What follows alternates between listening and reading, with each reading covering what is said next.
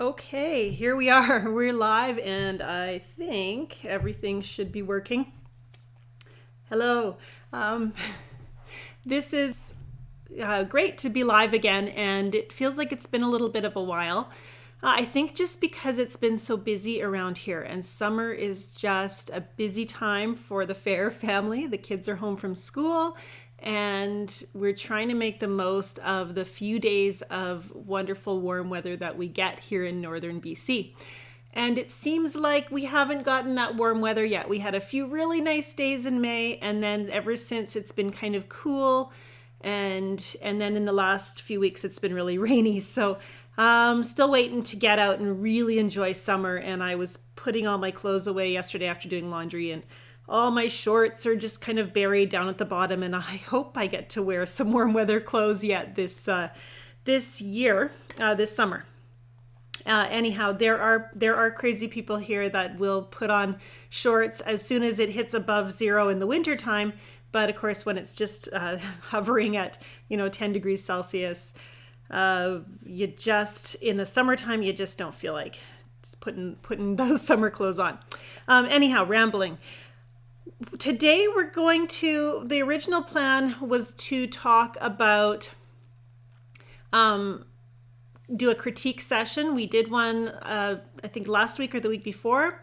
And I want to do these as a regular feature for my Fearless Artist community members. If you're a subscribing member to the Fearless Artist community, we're going to be doing these live sessions a couple of times a month.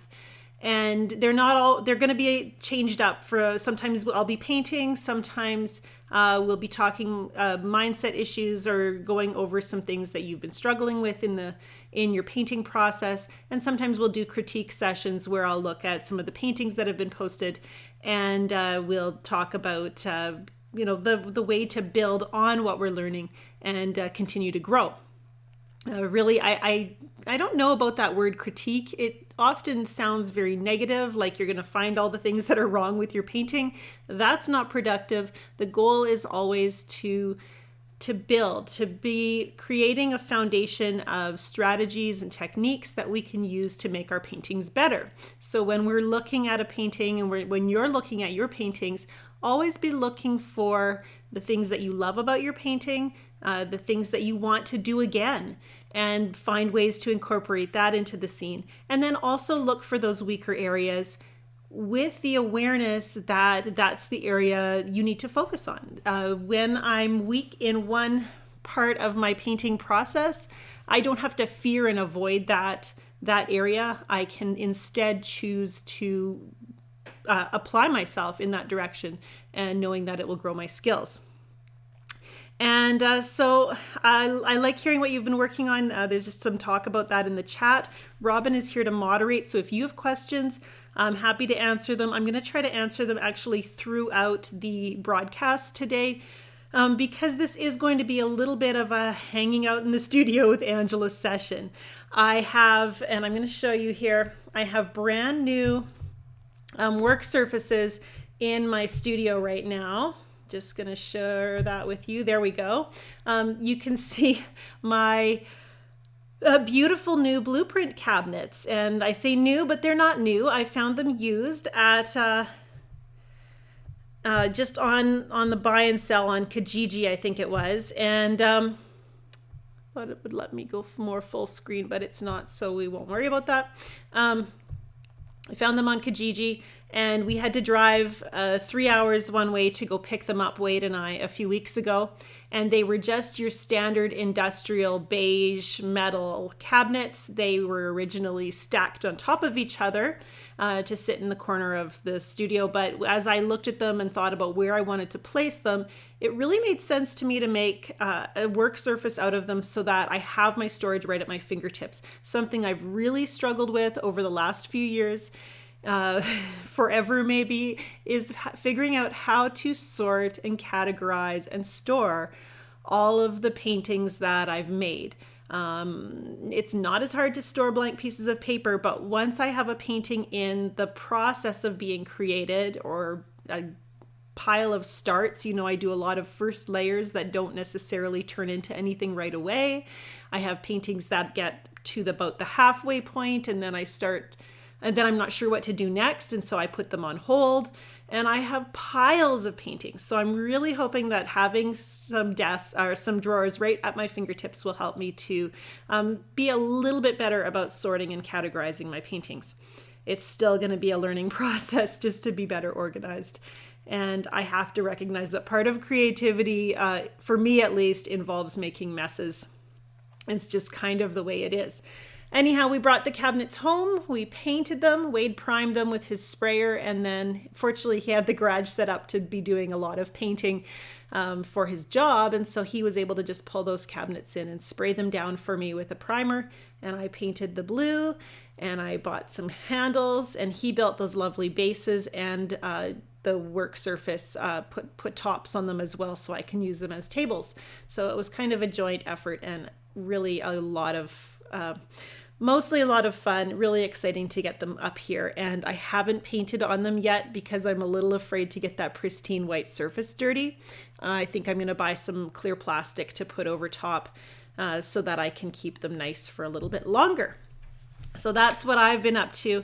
And I'm actually sitting a little lower than usual because I need some stools now to deal with this slightly higher counter height work surface, and so I had to adjust my camera and stuff to make it fit. Anyhow, so very exciting to have that done. I've also been painting waterfalls, and I wanted to talk about that and show you what the process of developing these waterfalls looks like for me.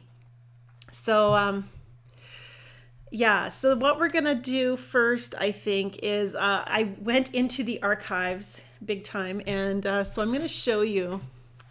I'm just trying to set it up here. This is my work surface. I'm just going to show you. I went into the archives and I found this old painting.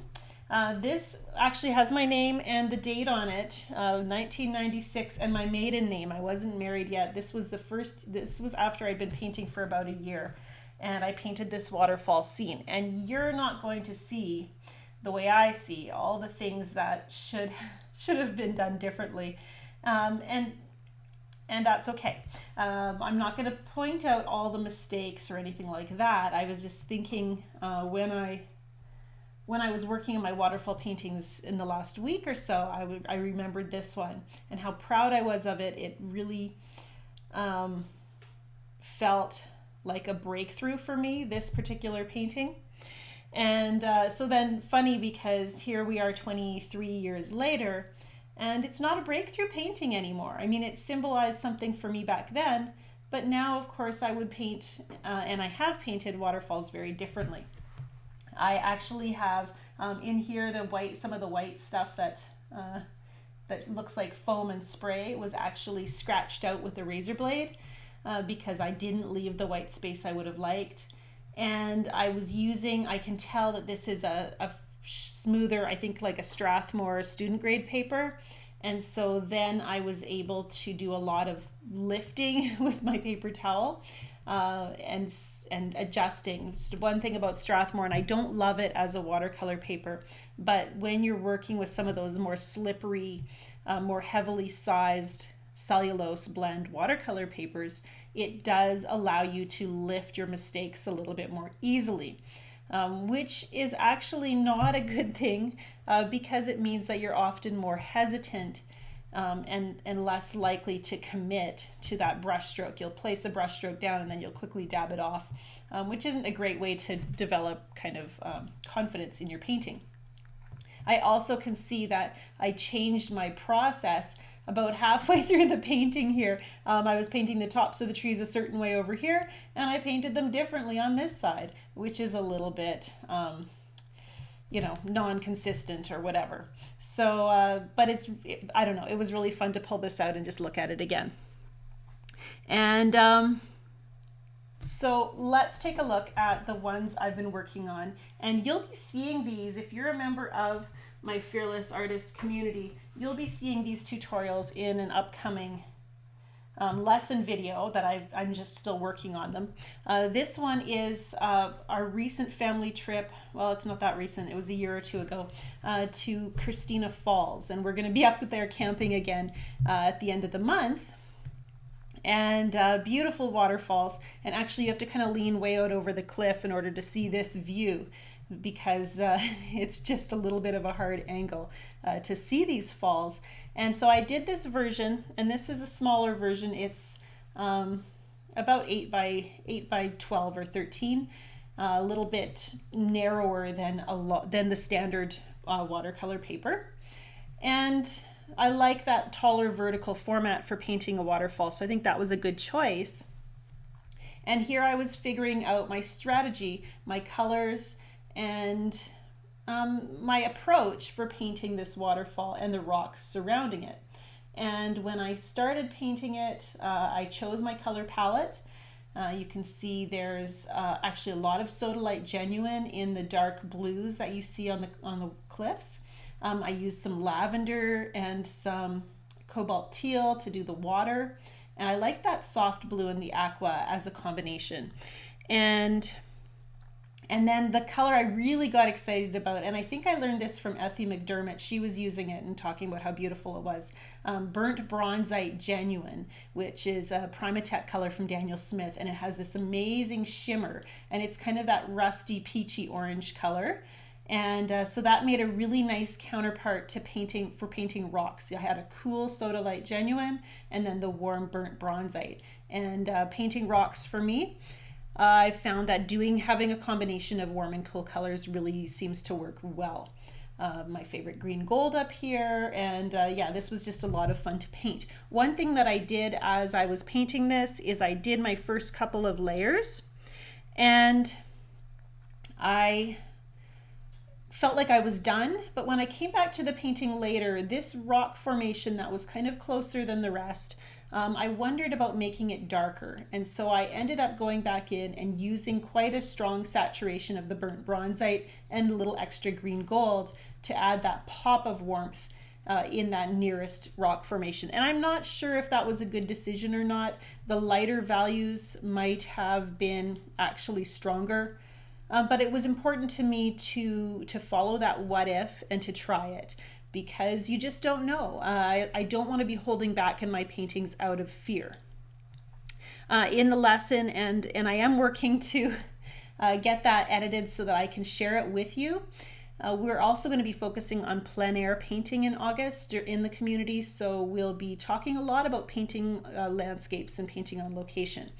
And so I'll be talking a lot about these techniques later, but I wanted to pinpoint some of them right now.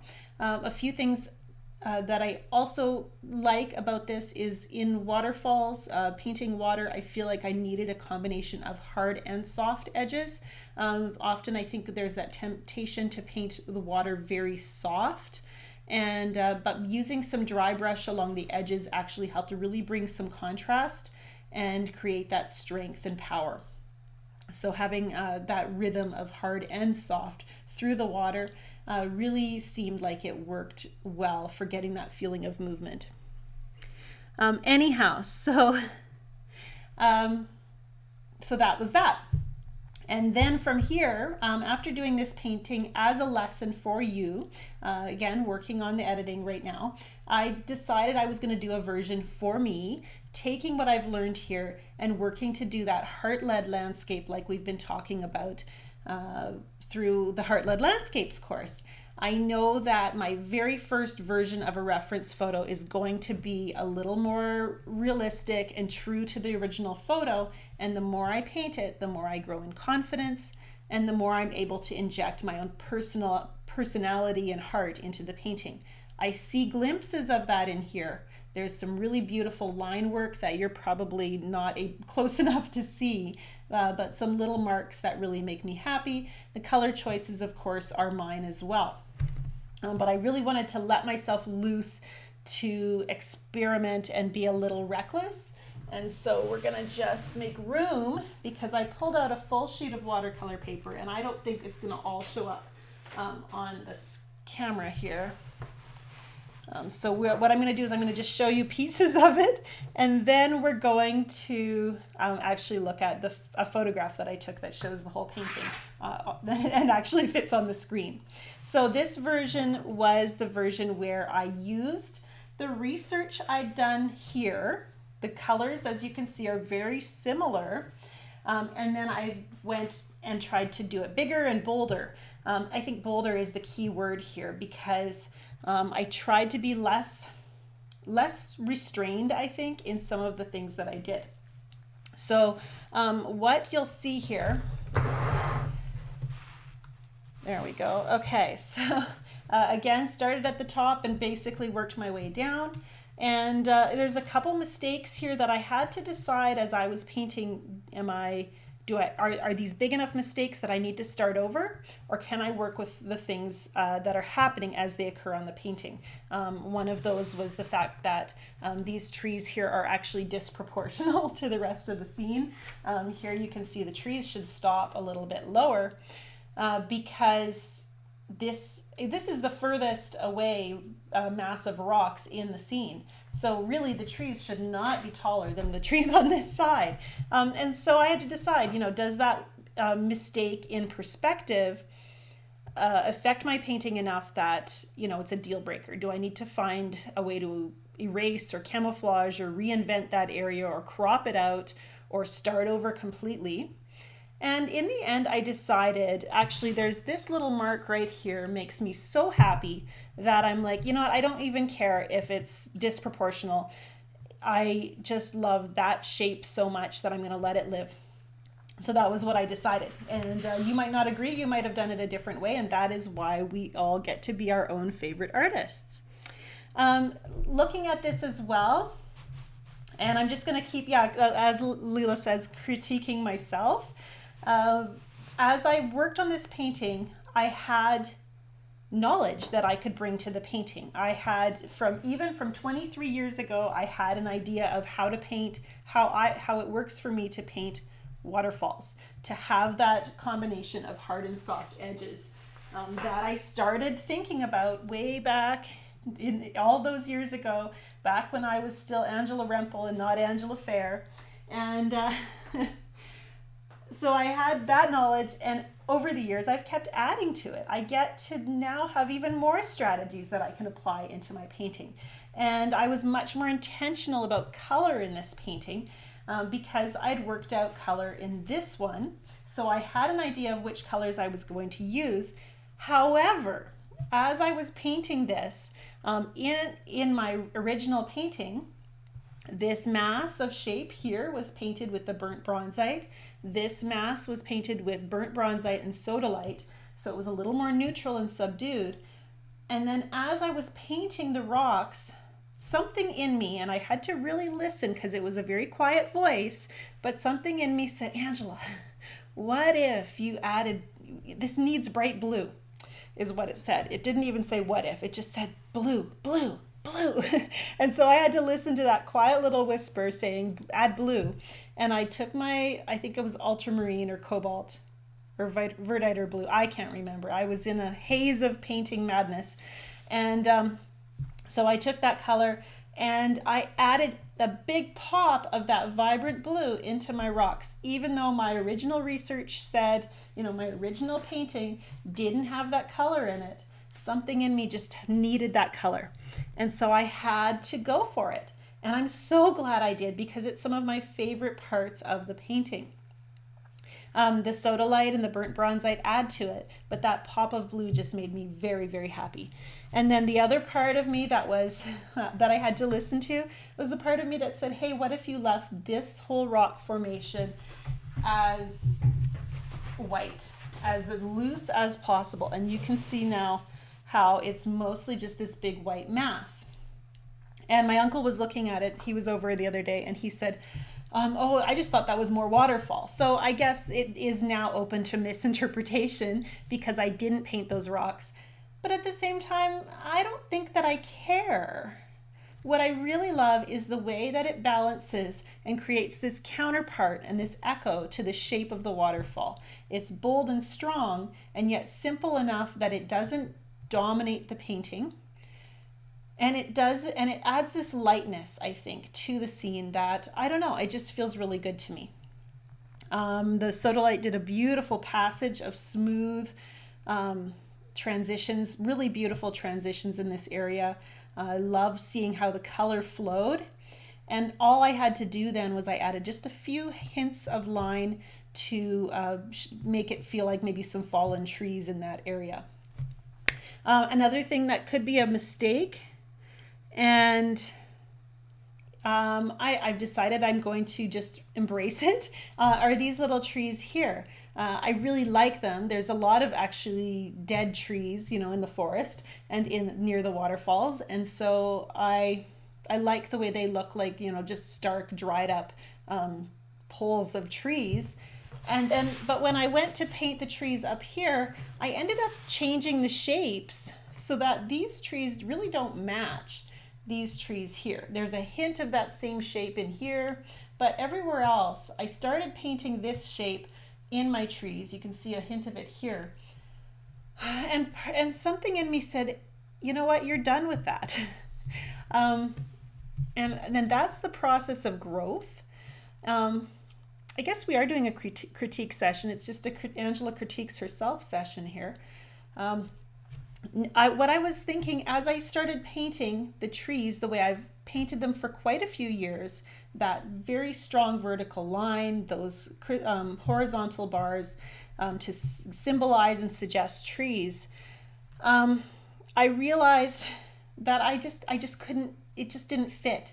Somehow there was a part of me that said, oh, this is what you've done for a million years. It's just not, it's time for something new, I guess was what my instinct was. And so I started doing these little, I don't know, gnome hats, I guess, just pulling it up like this kind of wavy, it's almost like a flame-like shape, like a candle flame. It's wide and then it wiggles up to a little point. And I started using that shape. I'm not sure that it's my brand new tree shape, but it was working for the painting. And it was something different that I just really felt like I needed to do. And that's that idea that we change as we grow. We don't get to stay in the same place. And I'm going to talk about that more in a minute. Finally, I had done my back distant hills and distant trees very soft and pale in one layer. And I think that would have worked the way it was. But there was something in me that said, do a little bit more. And so I had to listen to that. I pulled out more of the original colors and darkened up the values. But as I was doing that, I also dripped in water to create an imbalance of water and watermarks. And I talk about that in our Heart-Led Beginner course, using water to create those blooms and watermarks, create those imbalances of water. It's a really good way to add texture. And there's this beautiful line here that was created by the watermark that really defines the shapes of the trees all on its own. It didn't need me. I was bold with some of my lines. I created lines here in the water that I'm really happy with. They were scary to place, those vertical lines of aqua and the cobalt or the lavender. But to me, it just helps bring the eye into that focal point of the water and adds a little injection of the artist's personality. Some of my favorite lines, which you can see they're hidden in the rocks as well as in the water. So those are all little symbols that I use to say Angela was here. And that makes me really happy. I'm going to pop up actually the screen that will show you all of the painting. There we go. It's not the greatest photograph because it's been so gray and dark here lately. I've had trouble getting a good photo of my paintings, but it gives you a look at the whole thing and how it works as a whole. I'm very happy with this painting. I've had it in the house just kind of leaning up against the wall, and I've been looking at it, and there's just a lot of little pretty moments that make me smile. And I'm so glad that I decided to do more than that very first painting that was quite close to the original photo. That first painting, that first version, I'm still happy with as well. And so it was kind of nice to say, yeah, I'm happy with this. So now I have the freedom to go and do even more and take some risks and make sure that Angela shows up even more boldly and confidently in the painting. And I want that for you too. I'd love to see you having that desire and that confidence to be able to show yourself in your paintings.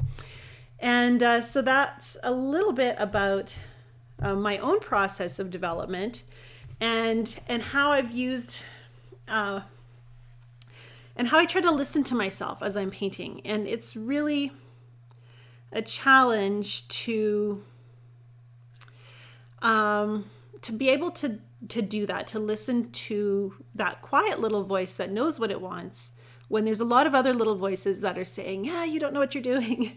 And, oh, this is a mistake that you're not going to be able to solve. And I had to, and as I mentioned, I really had to decide as I was painting, those things that were happening that I realized maybe I would do it differently if I could do it again. Are those deal breaker things? Do I need to start over, or can I work with what's happening on the paper? The more you paint, the more strategies you develop for working with what's happening on the paper. So, a lot of this, when you're struggling, does come from just building up that experience. And also, I really think learning how to talk to yourself, and to listen. So I'm just looking at the comments here. Robin's very helpfully tried to recap the different colors I've used and so forth as I talked about the painting. So that was really helpful. Thank you, Robin. And Linda says, well, the waterfall is kind of like clouds, and it really is. Painting clouds is a really good example of really the same process, the same vision and technique. In painting clouds, we have that same combination between hard and soft. And we have a lot of colors that are generally a reflection of the other colors around it. The clouds reflect the sky, they reflect the light, they show shadows. And think about that. I think recognizing those similarities is really important, because if you can say, oh, well, if painting waterfalls is like painting clouds, and I can paint clouds, suddenly you have this point of reference. You're not just starting with a completely blank unknown.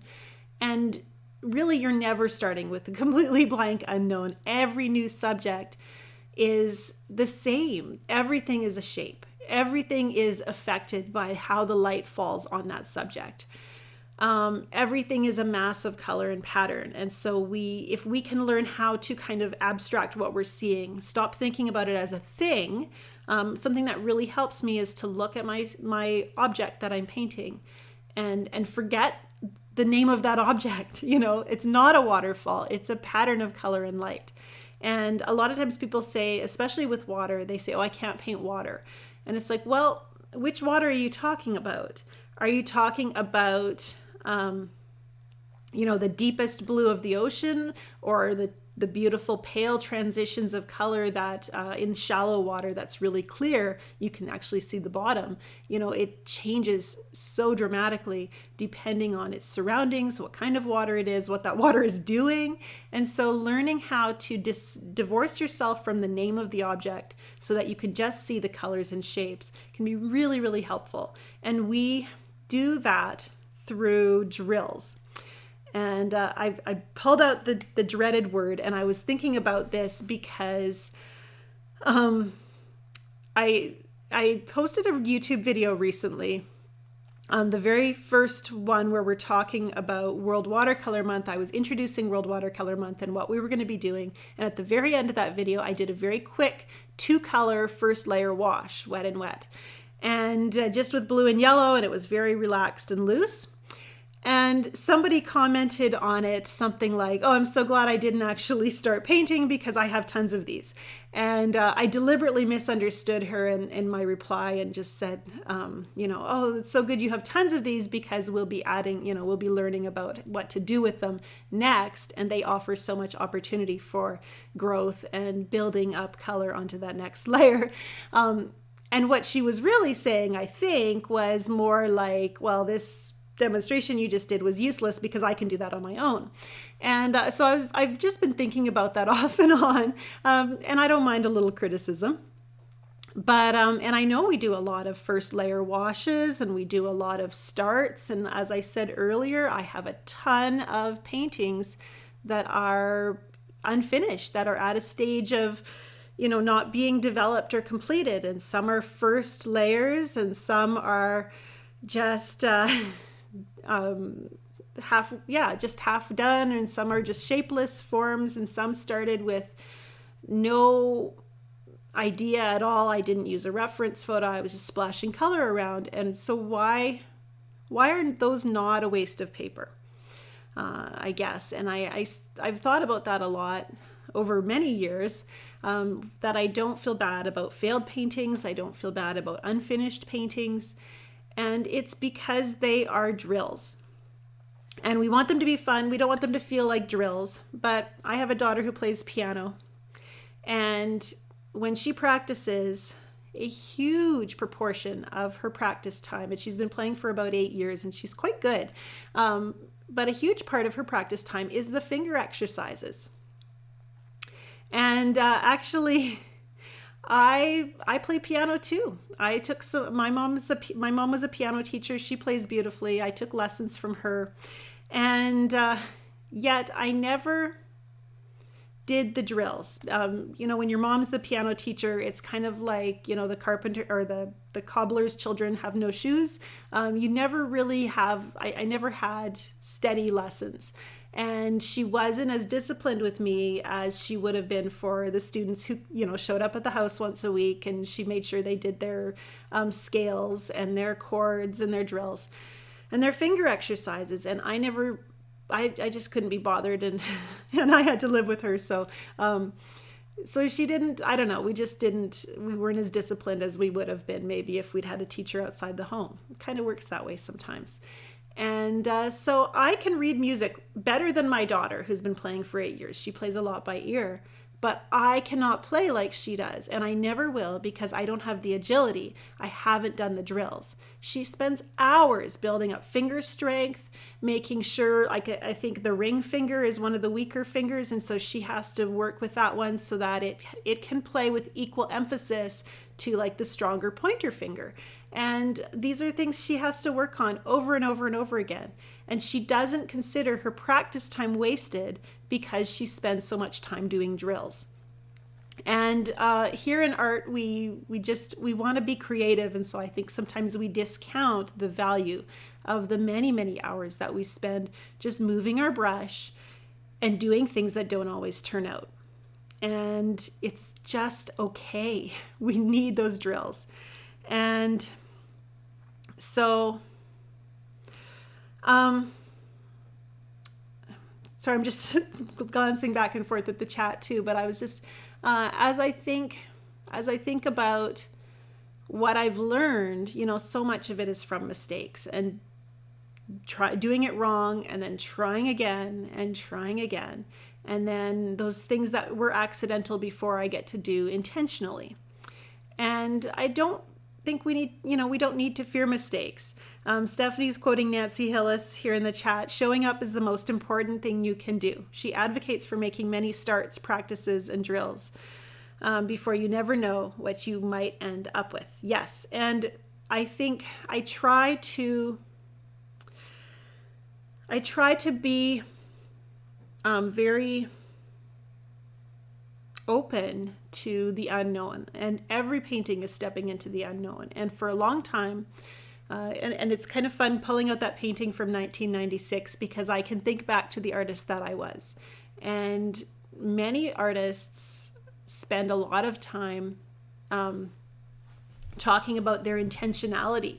And there's not as many of us talking about that stepping into the unknown. And, I don't have this giant set in stone plan for my painting. If I had worked with that, if I had taken this painting and I'd followed exactly what, that first painting told me to do, I could have probably made a clone of this smaller painting on this bigger piece of paper. Only it probably would have felt even stiffer if I'd been really, really leaning on this and absolutely refusing to digress in any way.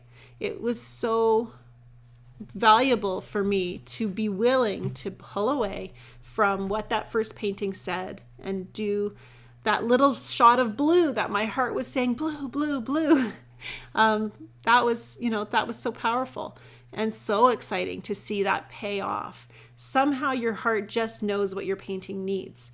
And I'm not sure. I think sometimes if you're struggling, it's because I'm just not sure you believe that yet. Could that be true? DSL Art says, I've kept all my old work and I'm amazed at the amount of art I have created and how far I have come. It's never, ever a waste. Leela says, it's very helpful when I want to paint a bigger version. Yes. And that's important to talk about. And that's something I don't think I talk about enough. So often on my lessons, I'm painting in that smaller size because the limitations of the camera. When I go to paint something that's quite a bit bigger, I have to think of it as a brand new painting. If I'm thinking of it as doing the same thing only with bigger brush strokes, generally I lose some of the magic in the translation. I need to let that painting live as its own thing. I really encourage you have an artist inside of you. If you love watercolor, if you like art, if you love beauty, there's things that you respond to in the world that are beautiful to you. What you're in the process of is learning to master a medium, learning to wield watercolor in such a way that you can respond and share that beauty, your eye for beauty.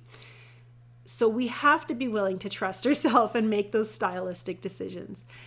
And when you're able to do that, when you start to see the benefit of listening to that little voice that says, "Ooh, what if it might be pretty if," or "Oh, I kind of like that brush stroke and I don't know why," and that I don't know why is often a cue. So often, there's a little shape on my paper that I love and I can't explain why I love it. I just love it. But that's because that's connecting with me in a visceral way. It's a really deep part of who I am. And I think that's just so important. Yeah, your heart knows what your painting needs. Your hands and your head learning technique, and then your heart in order to be able to let your heart out. So that's why we call this the Fearless Artist Community, because it does mean you have to be willing to kind of give yourself into that process and trust yourself and let go of the fear of getting it wrong. Because wrong according to who? I think sometimes we're just really hard on ourselves. I'm loving the chat so much, so many great comments and insights. And this is what I love about our community, the fact that we can share this. Let's go back into fearlessartist.net and discuss this further after this, because this is a great conversation. Being willing to look at your work and look for yourself in it, which doesn't come from being masterful in technique.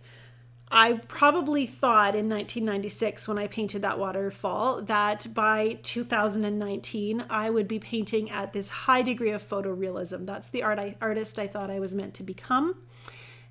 Being willing to listen to my heart when my heart said, what if we went in another direction? What if your art was more about, this looser, intuitive, heart-led self-expression that often to some people might look unfinished and messy. It was a leap for me, and it's still leaning into the unknown, because every painting I do, I don't know how it's going to turn out. I'm leaning into the unknown. Okay, so I hope that, and you do encourage me as much as I encourage you. I'm here to, one reason that I love teaching and why I'm so passionate about what I do, because I think I'm at the stage where I could probably focus more of my time on selling paintings rather than building classes and teaching courses. But I just love teaching. I love being able to encourage and motivate you. And it's this next level thing that says, I want other artists to feel the same freedom and passion that I do. So I'm here, and we're here. And as I've taught, as I started to teach and share my love of watercolor, well, at first I wasn't sharing my love of watercolor. I was sharing techniques. And the more I kind of shared my heart for watercolor, the more rewarding it became. And the more I started to give myself permission to be my own favorite artist. I was teaching watercolor long before I was doing this looser style here in my community. And the more I talked about teaching and talked about watercolor, the more exciting my own painting became, because I started to unpack all this mindset stuff and understand the times when I was giving into fear. And so that's really been just a double blessing for me. I get to teach and empower you, but in the process of verbalizing what I've learned, I teach myself too. So that's pretty cool. And I get a lot of good feelings out of being a part of this community. So thank you so much. We're going to wrap up, I think, here in a minute. So if you have a few questions, rather than just showering me with compliments, which you seem to be doing, thank you. If you have any further questions, just feel free to pop them into the chat right now. But we will move back into the Fearless Artist community after this wraps up and just continue our discussion, just talking about, being free to paint the way you were meant to paint. And a lot of times that means you're going to paint some ugly stuff in the process. We got to get it out. We got to hit some of those wrong notes as we practice our drills. And remembering that, continuing to paint and just kind of listen to yourself and those things that you like. And give yourself permission to make mistakes. As we mess up, we make new discoveries, we get out of our comfort zone. I cannot go back to 1996 and paint the way I painted back then. Growth means you're continually moving forward. No matter how much I love that style, if I wanted to go back there because it felt safe or because it felt like people understood it better or whatever, I cannot. I'm continually growing and moving on, and so are you. And I think sometimes that's why this is hard, because it felt really good to be at that stage where, I mastered this new thing and now I'm really excited about where I'm at. But then the next growth cycle happens. The life kind of pushes us forward into that next direction. And if we stay where we're safe, we kind of lose our joy. We struggle. We don't have the same, passion that we did before. We start to focus on the rules, and that's not nearly as fun. Yes, Oxgall solution Lila was asking about. Oxgall is, now I always get it mixed up with gum arabic. They're two different things that are added to watercolor. And they do different things. They're binders, actually. And Oxgall, I believe, is the one that helps flow. I always get it wrong. I have some somewhere. And you can actually mix it with your paint to encourage the paint to flow into a wet wash. And it can be fun to work with. I have nothing against Oxgall. I just never remember to use it. And so if you're looking for, sometimes if your paint just kind of sits in a wash and you want to encourage it to whoosh a little bit more, you can mix a tiny bit of Oxgall into that liquid, into your puddle of paint, and let it kind of spread just a bit more. And it can be really beautiful.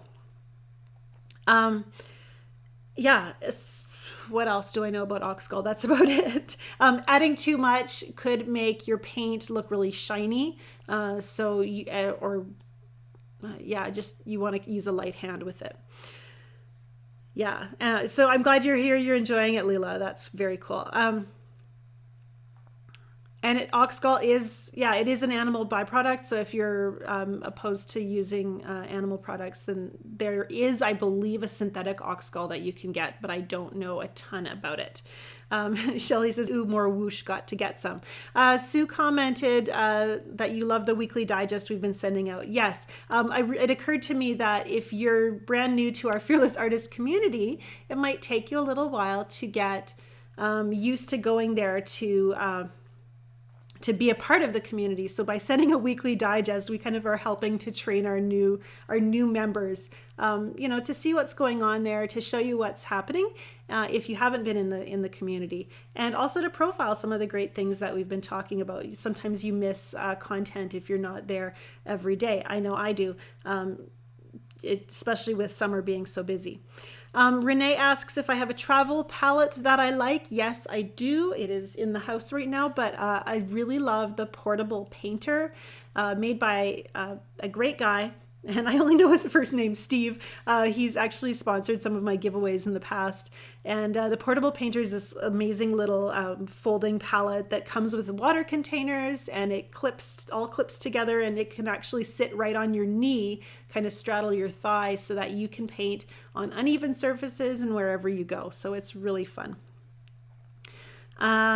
Carol comments, I find it difficult to use deeply staining paints because I feel I don't have time to move them around. Any suggestions to get over this? Oh, good question. I felt the same way about phthalo blue for many years. As a newer painter, I just wasn't ready, I think. And I don't think you need to feel bad about not feeling ready to use those staining pigments. As a new painter, I didn't always put color down in the places that I liked, and so I needed more time to be able to shift it around. And so a staining color didn't allow me that opportunity. So for a long time, it just wasn't a part of my palette, and I was okay with that. And then one day I just realized phthalo blue was absolutely beautiful, and I had to use it for everything. But even now, like, I will choose to use something else if I'm painting a sky with clouds, where I know I want to spend a lot of time moving pigment. So it really kind of, what I think happens is just you grow to develop working methods for different qualities of colors, if that makes sense. It's the same with, and Robin's popped up the link to the Portable Painter. Thank you, Robin. I believe there is a coupon code. If you use Angela 10 in all caps, or maybe just Angela, I think they give you 10% off. Give it a try.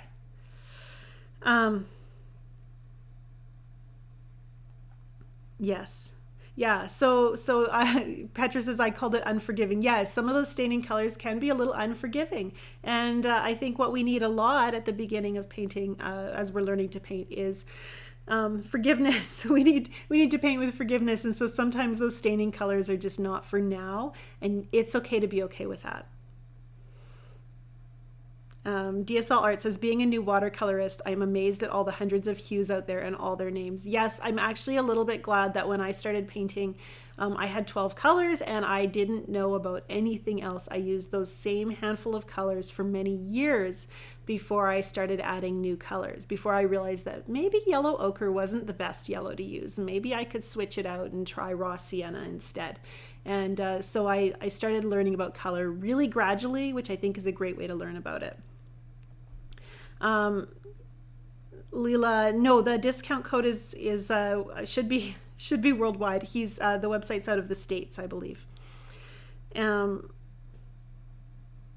Shelley says, after all this time, I just learned that my cadmium yellow is hard to control for beginners. Yes, cadmium yellow is actually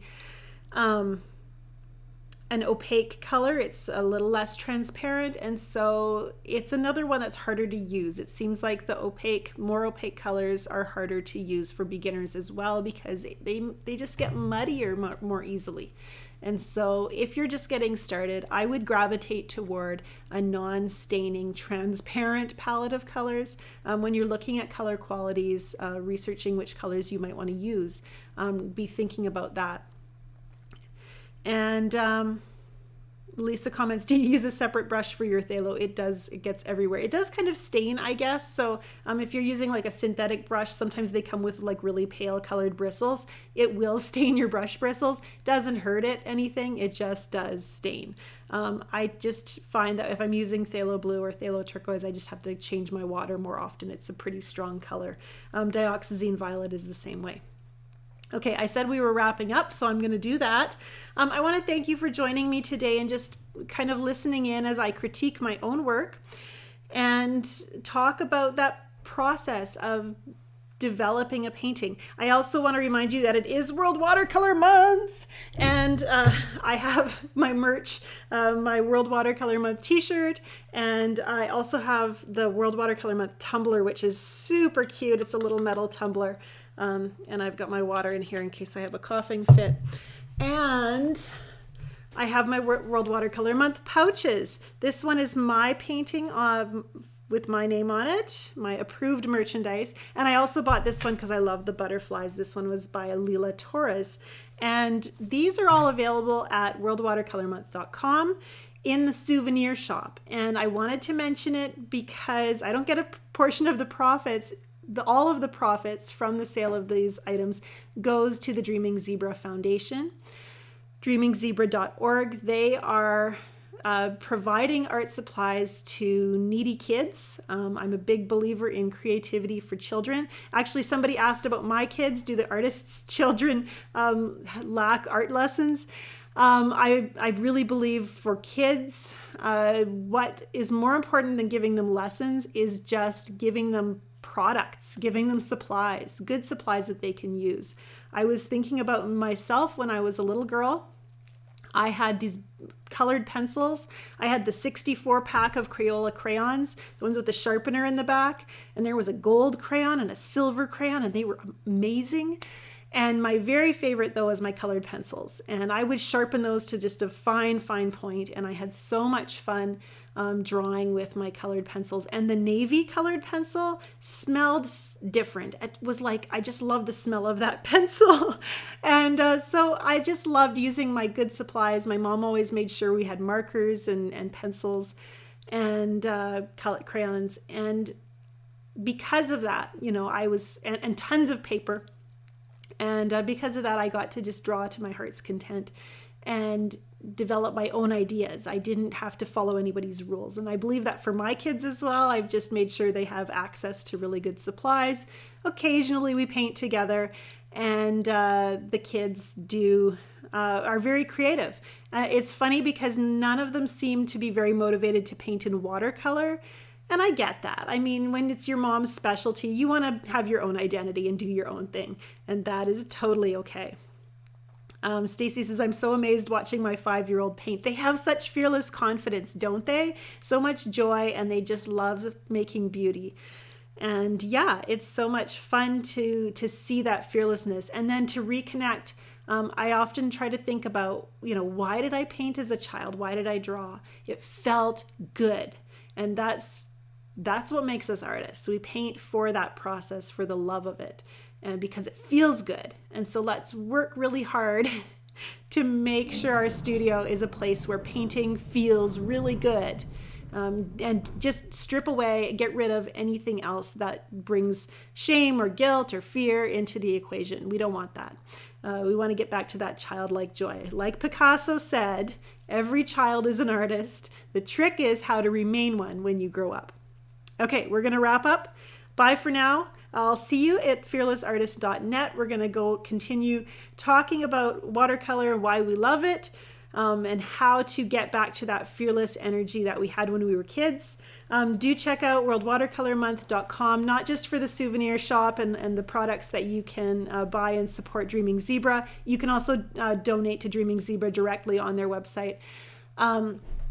But you can also take part of the daily prompts that World Watercolor Month puts out. I actually do prompts every single day of the year at doodlewash.com. And we're just here to enjoy watercolor and to love it together. So thanks for joining me today. I'll see you again. We'll do a critique session, I believe, in 2 weeks. So be thinking about that. Any paintings that you post in the community, if you really want me to dig in and just pick it apart, no, that's not what I do. If you're looking for insight and critique on it, post it in the community. If you want it to be considered for our critique session in 2 weeks, do use the hashtag critique. And I'll put a reminder in the community about this as well, and then I can try to include it in that critique session. Wishing you well. Happy painting. Have a good rest of the week as well. Bye for now. I gotta find the button to turn it off, and then I will say goodbye. Buttons everywhere. Okay, see you later.